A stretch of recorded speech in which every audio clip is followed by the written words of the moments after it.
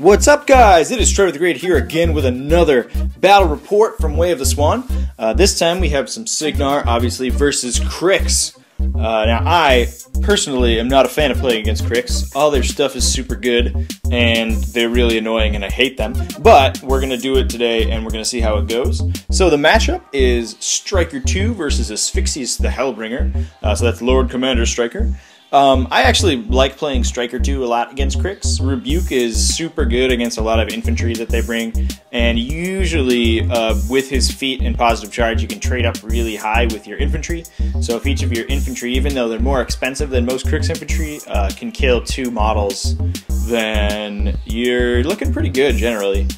Additionally, he has an enormous amount of late game, which a lot of Cryx casters hate, especially casters like Denegra, who tend to peter out towards the end of the game as her army is attrition down, and Stryker tends to be pretty solid against armies relying on a lot of those like low power ranged guns that a lot of Cryx players bring to deal with infantry swarms, like the ones that Stryker brings. But deflection and arcane shield and just high armor base infantry tend to save you from that a lot. And also Rebuke stops Biothrall purges, which makes him really good in Asphyxious 2 matchups as well. So that's actually kind of an interesting interaction because it stops special attacks. So Excarnate basically gets taken off the table for those models, which is really bad if you're bringing a whole lot of infantry against Banes, because you can kill Banes really easily. They're not as great at fighting infantry as they are at fighting heavy things. So that tends to do pretty well. But today we're playing against Asphyxious3. To the table I brought Stryker2 with a Lancer to deliver those rebukes and that positive charge. Obviously it's bonded because it's my only warjack. He has a Squire, a max unit of Sword Knights to present a jam and a high armor infantry unit, and they can do a lot of work if the stars align and they get both flank and positive charge. They hit it effectively power 12 up in Masters with 2 attacks if by feet, and it gets pretty good. Forge Guard with Murdoch, which should be a staple in every Stryker2 list, I think. They are so good. They synergize with literally everything he does. It's really easy to get positive charge off on reach troops, because the greater real estate that the troops can take up and still attack makes it easier to affect more models with that buff bubble. Additionally, Runewood helps them a lot. The feat helps them a lot because they have reach. They can make a lot of attacks. Deflection helps them. They're just awesome. Take them. They're super good. I have a unit of Arcane Tempest Gun Mage Pistoliers just to clear enemy infantry. They have the unit attachment. I also have the Black 13th for the same reason. I get Stryker lists tend to get jammed up pretty often, so having a couple Black Penny shots in there to clear models off that want to move is pretty solid. I also have Alexia 1, which is a little bit of a non-standard addition to the list.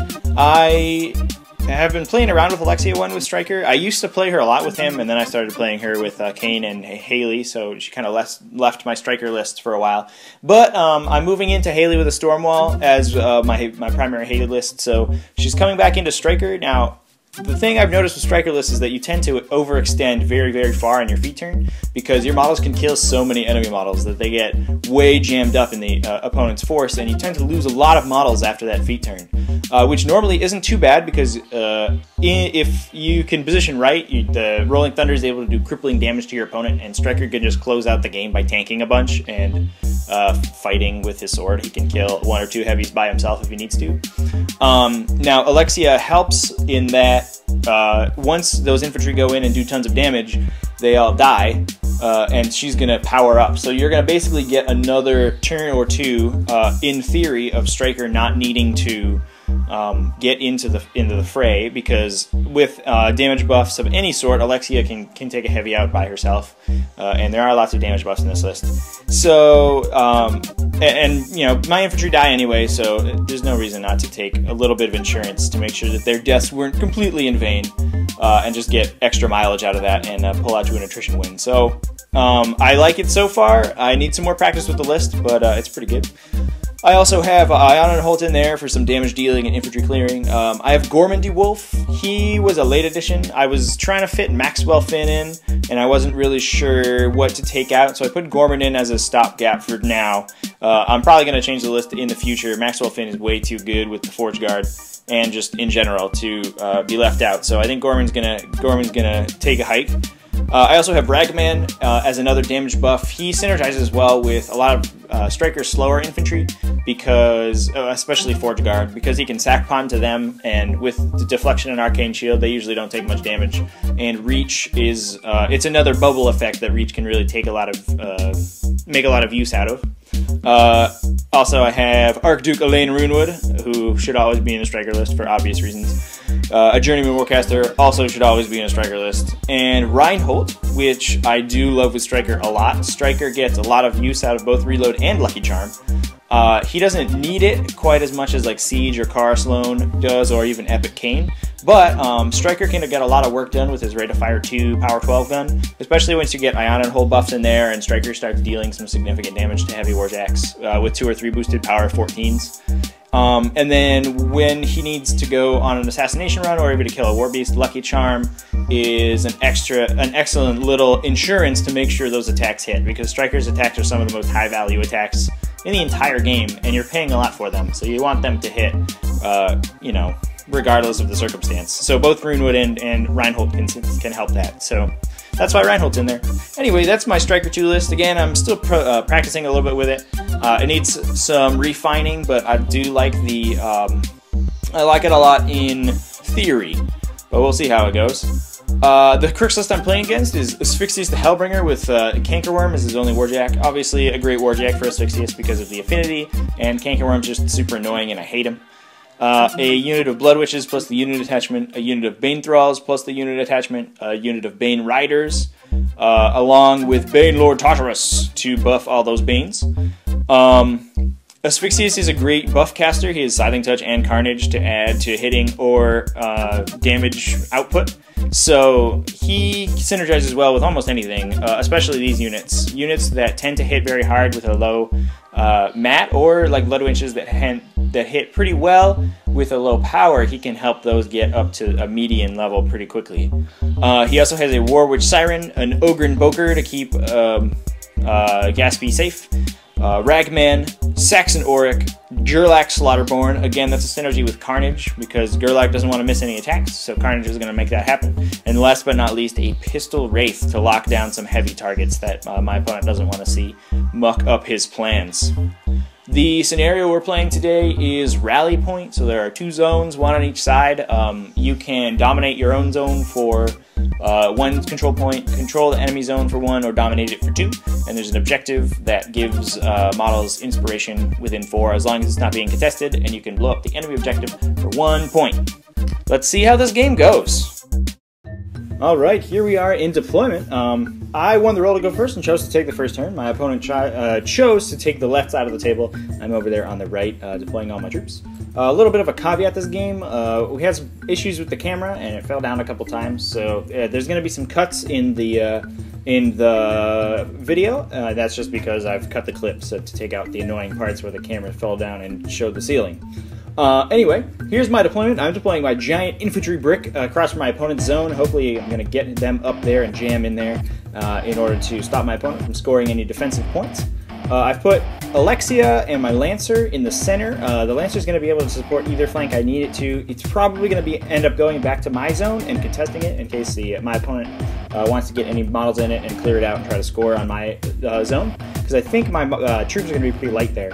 I have Alexia centralized behind the Lancer. You can sort of see her in the middle there. And then I have my gun mages towards the camera next to my Lancer. I think they deploy a little bit incorrectly.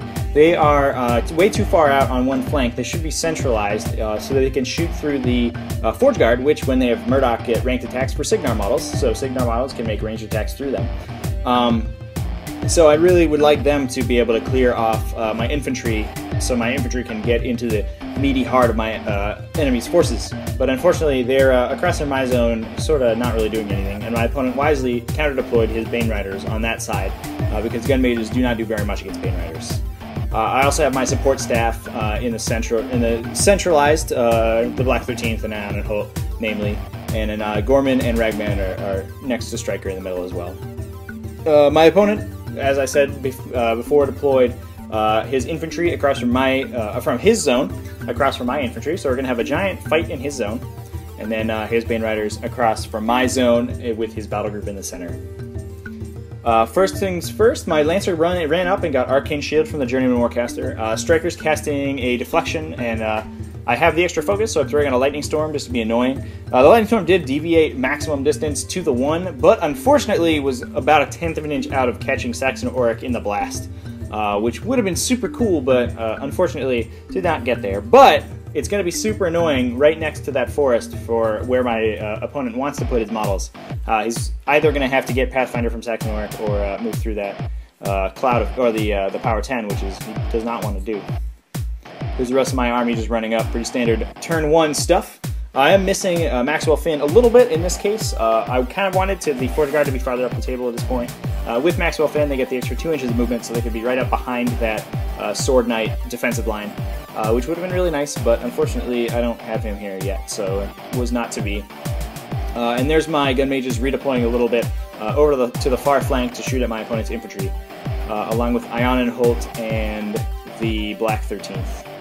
I think I ran Iana far out in order to get some Lurensar's Touch off in order to deal with those Blood Witches that are going to be incorporeal when it matters. I should have moved her more centralized. Lurensar's Touch doesn't really require her to be near the unit she's targeting. It just needs to be in her command of 9. But Kiss of Illus is a range 10 offensive spell, and that's going to be very, very relevant against those Bane Riders, so I want to get that off on them as soon as possible. The Bane Riders just ran up using Ghostly to get through that building, and moving up towards my zone. Saxon Auric giving Pathfinder to the Bane Thralls, and they're running through the forest. And then there's a Pistol Wraith moving up behind the Bane Riders. Those Bane Riders aren't base-to-base contact, however, so I will be able to draw line of sight through them to shoot at the Pistol Wraith. He's incorporeal, though, so I'm going to have to use some Gun Mages or Lurensar's Touch, a model, to get shots on him with any of my models. My opponent did allocate 1 focus to Cankerworm using the Warwish Siren, so she moved up and power boosted him. And then here are the Blood Witches moving up across from my opponent's zone, just to jam up my troops and be really annoying. They did mini-feat this turn, so they became incorporeal at the end of their activation, so I'm going to need magic weapons to deal with them. Fortunately, Iana's over there, so I think I'm going to give magic weapons to those Sword Knights and try to do a little bit of damage with them, in addition to jamming them up super hard with Sword Knights.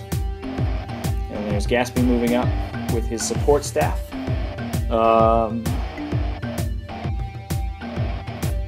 It's all very exciting.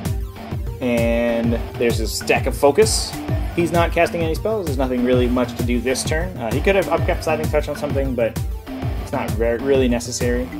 And last but not least, Cankerworm ran up and then ended his activation in Asphyxious control, so he got the extra affinity advance. Now that's actually really annoying because I'm going to have to deal with Cankerworm right then and there because he's engaging Gormandy Wolf and my Lancer and sort of jamming me up a little bit. I kind of wanted to redeploy my troops in order to get them in a more optimum position. I wanted Alexia to shift farther over towards my opponent's zone in order to collect corpses off the Sword Knights that are there, but she's the model close enough to deal with Cankerworm, so unfortunately she's going to have to get redirected over there to take Cankerworm out, because I don't think I'm going to have another chance if I don't do it right now. So unfortunately, she's not going to be really where I want her to be, so I think this was a good play on my opponent's part, just to jam my troops up and stop them from being in the optimum positions. Ragman moved up, did a Death Field, and Gorman actually landed a hit and did a couple points of damage, and then Alexei spent a bunch of Risen to finish him off. She did have to boost the attack rolls, needing an 8 though, so I did spend a lot of Risen to get that done.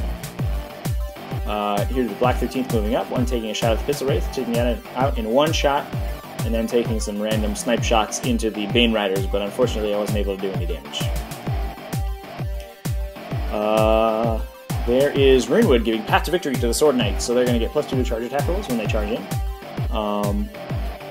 I have Iana and Holt activate. Iana's going to move up and put magic weapons onto the Sword Knights so they can damage those Blood Witches. And I've moved up my ranged elements very far this turn, so I think I'm considering a Rolling Thunder, so that the Sword Knights can get a lot of attacks in on those Blood Witches, and I can move all of my ranged troops back a little bit from my opponent's troops.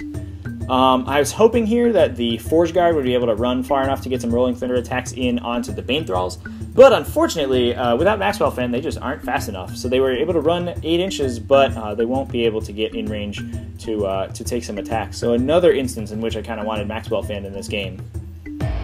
There's Stryker taking his gunshots at the Bane Riders. Unfortunately, not taking any of them out. He was reloaded from Reinhold, and he put a Rebuke through my Arc Node into them, so they aren't going to be able to charge next turn. So fortunately, I'm pretty safe from them, but they are still Speed 7 models, and they do have Curse, so they're Mat 8 if they attack a Cursed model. So I want to get as far away from them as possible and get as many shots on them as possible before we have to get into melee. The feet went down, and the Sword Knights are going in, taking some attacks. I think I got 4 attacks into some Blood Witches. The Gun Mages also got a couple shots in, so I took a couple out with Gun Mages. And then 4 attacks in, 1 missed, 3 Blood Witches down. And then here the Forge Guard running up. Unfortunately, not far enough to get any attacks in onto the Bane Thralls. But they are going to be in that zone, and they are kind of annoying to remove, especially behind that jam of Sword Knights. So hopefully it won't all be in vain, and they still get a little bit of redeployment with the feet. So that's it's not too bad. My Lancer's moving over. He's got Arcane Shield on him. He's moving into the my zone to stop my opponent from being able to clear the zone out easily and score a point. Here are the feet moves going down. Sword Knights making zounds and zounds of attacks into the Bane Thralls and the Blood Witches, taking lots of Blood Witches out. I can roll 7s to hit Blood Witches, but unfortunately I only killed 1 Bane Thrall between 6s to hit, 6s to kill, and tough checks. I only was able to take 1 out of about 4 or 5 attacks I made on them. Some redeployment of my ranged troops, and Striker's moving back, Black 13th moving back a little bit. Junior moving into a safe spot. My opponent does have an Arc Node with Vociferon, so he can move up and take some shots if need be onto my support staff, so I want them as far away as possible. About over to my opponent's turn once again. His plan this turn is going to be to clear the zone. I only have about 6 Sword Knights in it and 2 Forge Guard, so it is feasible because I didn't kill as many Bane Thralls as I wanted to. So these are the Blood Witches taking Death Strike attacks onto the Sword Knights. So every time they kill one, they're going to do a Power 6 hit to another Sword Knight, trying to hit the ones in the zone, but unfortunately they only kill 1 Sword Knight apiece. So they were only able to get 1 in the zone. Here is Gerlach Slaughterborn moving up. So he, with Killing Spree, is going to be able to take out a ton of models. Every time he hits and kills a model, he's going to overtake 1 inch and then make another attack. So I gave him a nice little daisy chain of Sword Knights there that he can take out, and he only needs 5s to hit them, so with a couple good rolls, he can really clear them very quickly. Unfortunately, he takes the first one out, moves up, takes the second attack, and misses. So if my opponent had moved up and cast Carnage there with Vociferon, or not with Vociferon, with Asphyxious, he would have been able to deal a lot more damage with Gerlach. Unfortunately, that was not to be, and Gerlach ended up only killing 1 model. These are the Bane Thralls moving in, rolling 7s to hit the Sword Knights. Tartarus is not yet activated. He was behind the Bane Thralls, so that might have been a little bit of a misplay on my opponent's part.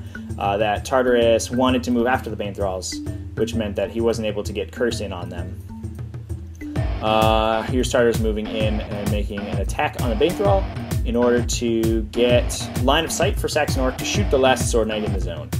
Unfortunately, he misses because the Sword Knight's in close combat, but because the Bane Thrall's of stealth, he misses his attack against another model that he hit.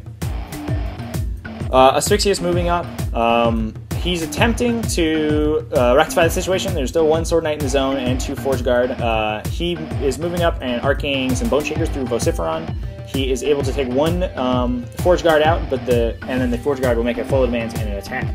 So he attacks the Forge Guard next to him, hits, needing a couple ones, but misses the 8 on 3 dice he needs to kill him. So there's still 1 Forge Guard and 1 Sword Knight in the zone, so my opponent's not going to be able to score this turn.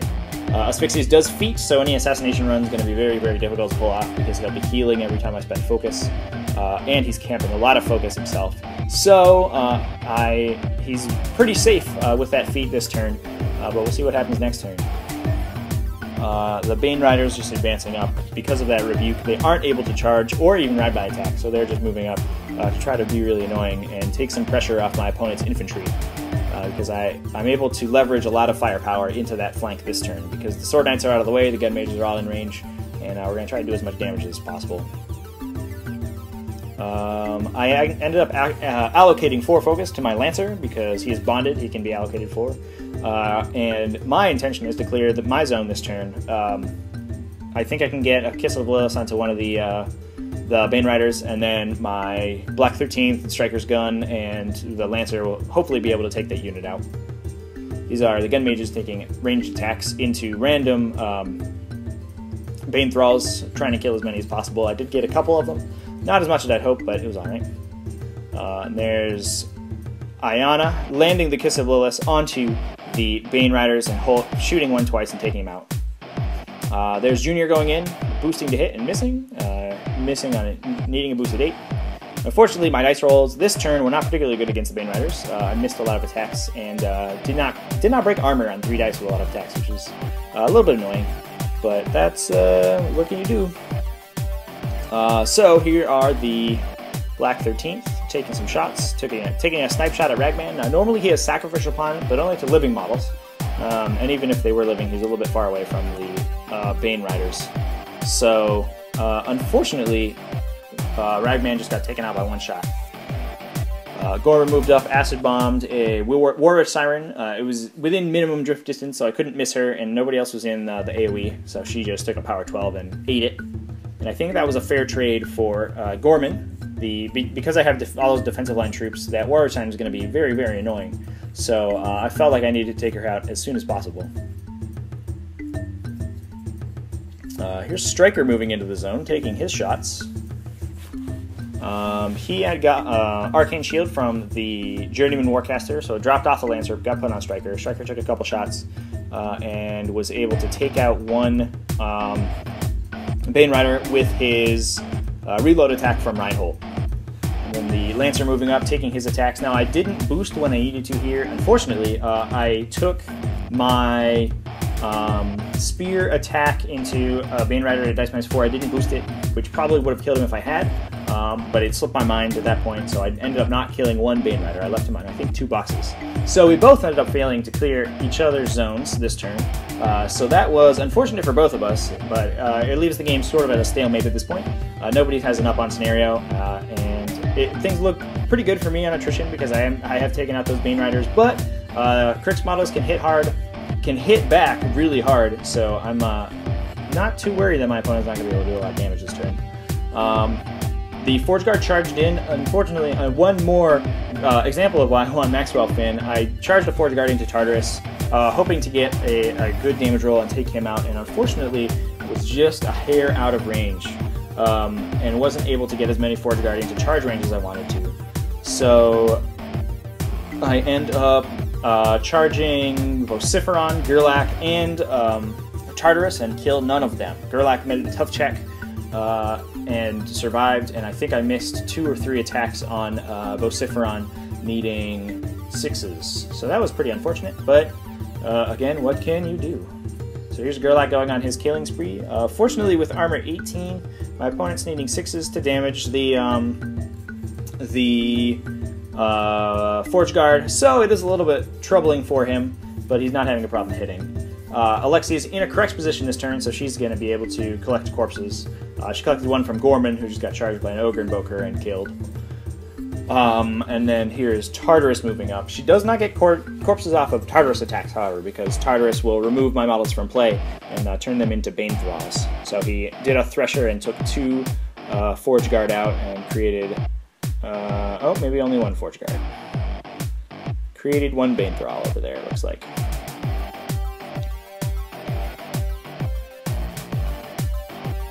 Alrighty, so here are the Bane Thralls going on. My opponent's going to try to clear the zone one more time, and fortunately, without the Sword Knights in the way, it's not going to be too hard. Those Bane Thralls are going to be able to take out those Forge Guard without a problem. They're only needing 4s to hit. Or, I'm sorry, not double 1s to hit, because they are cursed by Tartarus. And then they die almost automatically. But Alexia is getting lots and lots of corpses from them. So that is good. She's going to have a lot of corpses next turn. assuming she can survive this turn. She's going to come back with almost as many corpses as she started with and be a significant presence on the board after that. Vociferon's moving up, trying to take out that last Forge Guard, but unfortunately just isn't able to do it. So right now there is still a Forge Guard and a Sword Knight in the zone, just like last turn. Here is Saxon Auric going in with his skinning knife, taking out that Forge Guard and netting Alexia one more corpse. So right now it's just one Sword Knight in the zone, which my opponent hasn't been able to take out yet. So that's the little Sword Knight that could, just sitting in there and contesting. So my opponent recognizes that Alexia is going to absolutely blow up in power this coming turn, so charges her with Tartarus, boosts the attack roll, needing an 11, and ends up taking her out, leaving one Risen back in the back of the board there. Now he is in a very dangerous position. He's within 11 inches of Stryker, so I won't even need to velocity to charge him. However, he got a couple of souls last turn, so he's sitting on a reasonable 8 or 9 armor at this point. Stryker, obviously with a good overload roll, can punch right through that, but it is a little bit dicey, especially if I don't roll well on overload. My opponent correctly puts the Bane Rider in front of me there, charges Lynch with him after a curse takes him out. So I'm going to have to deal with that model before Stryker can get a charge off. And at dice minus 11 to start off with, I'm not too happy about how it looks to assassinate Asphyxious. And I'm wondering, I actually spent a little bit of time thinking here, and I'm wondering whether assassination is really the right option. This is actually a pretty legitimate tactic, moving up to just bait an assassination run. Asphyxious is right out in the open there. Stryker could easily cut him down if I rolled well enough. So I decide to move in Iana and Holt. Iana moves up and attempts to kiss up Lilith onto Asphyxious because she can clear that wall, needing an 8. She ends up missing, so I decide to forego the assassination plan and continue on Attrition. Stryker's not worried enough about Asphyxious being in the center, I think, at this point, that he's not going to... he doesn't need to move back. Asphyxious, I don't think, can take Stryker out in one turn, especially if Stryker tanks up to high armor. And Asphyxious' threat range is pretty predictable, so Stryker can move out of it pretty easily and still dominate my zone, which is now cleared now that the Bane Riders are dead. Good Mage Storm goes off, ends up killing off Saxon Auric and Gerlach Slaughterborn and a couple of Bane Thralls, so those models have been taken out finally. Tartarus is still at large, though, so he's going to be a bit of a problem continuing to make Bane Thralls. I don't really have anything that can deal with him. He has stealth, so my heavy-hitting guns, like the Black 13th and Stryker's Hand Cannon, or Magnum, can't hit him, and then the Gun Mages, who ignore stealth, are unfortunately only power 10, so they're going to be a dice minus 7, and not really going to be able to do a lot of damage. Runewood here, putting some Path to Victory into Jonas Murdoch. Murdoch charging into to Tartarus just to get another model contesting his own, and hopefully dealing a little bit of damage. Murdoch can issue the Assault Order, so he gets his gunshot and his melee attack, but he wasn't able to roll high enough to do enough damage. Stryker here is taking some gunshots into the Boker, and then moving just outside of Asphyxious' 13-inch threat range, and I'm putting the Lancer in the way just to dissuade him from moving in there. If Asphyxious does move in to take out the Lancer, Stryker can easily kill him at that point. I don't think... Now that Vociferon's dead, he's not going to have his soul collection anymore, so he's going to be back down to a manageable armor. And with Reinhold and an overload roll, Stryker can take him out very easily. So it's back over my opponent's turn, my opponent mulling over what to do. Things don't look too good for him. Asphyxious is in a very central position. However, he is running low on soldiers, and I still have a unit of gun mages. So I'm going to be able to control Asphyxious and Tartarus if I need to with the Thunderbolts and take out the rest of those Bane Thralls if need be. The Ogren Boker charged in there and killed... I don't remember who he killed. He killed someone. He certainly ran someone through with his mighty spear.